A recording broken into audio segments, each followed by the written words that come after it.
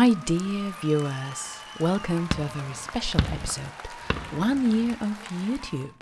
When the lights slowly fade and I look back on this journey, I see not just videos, but pieces of my growth, challenges and joy. Finishing each episode gave me strength and motivation.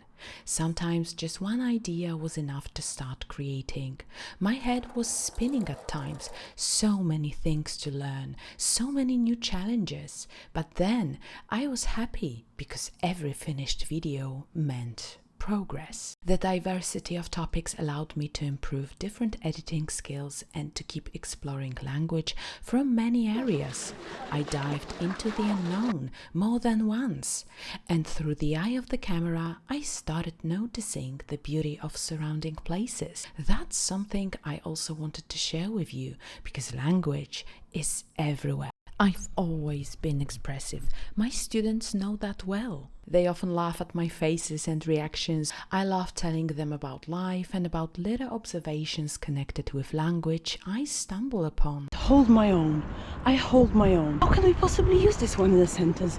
That's easy. This phrase appeared in the text about a boxing coach, female boxing coach, that was talking about stereotypes about her job and what might people think it is.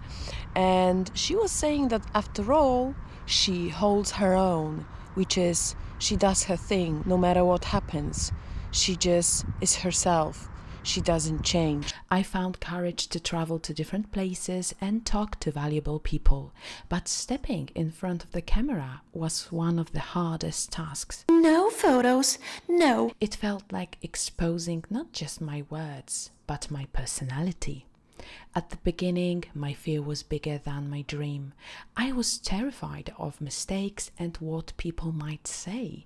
But then I realized something simple. People are so occupied with their own lives that most of the time you're more likely to struggle for their attention than to echo in their conversations. Where am I? What's going on? And that changed the way I looked at creating content.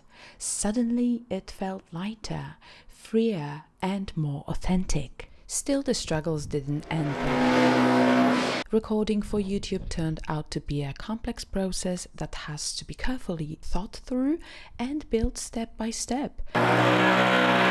It wasn't only about standing in front of the camera, it was also about carrying out the script in a way that kept the whole episode flowing. Then came all the preparations, setting up the equipment, adjusting lights and angles, and my least favorite part, trying to look good in front of the camera, because I'm no expert in makeup. And of course, there were those moments of filming outdoors when onlookers passed by and I had to pretend not to notice them. All of that made me realize that the hardest element of this journey was, well, everything. The lack of full knowledge about my camera didn't make things easier. It takes time to understand the craft, from shaping an idea through writing the script to editing. And editing can be simple or boring, not in these times.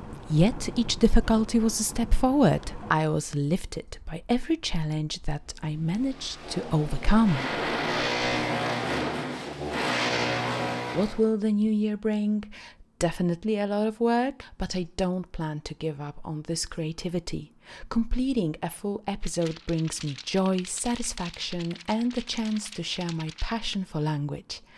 I know now this journey, it's not just about videos, it's about courage, expression, and connection. And that is priceless. Thank you for being part of this year of YouTube.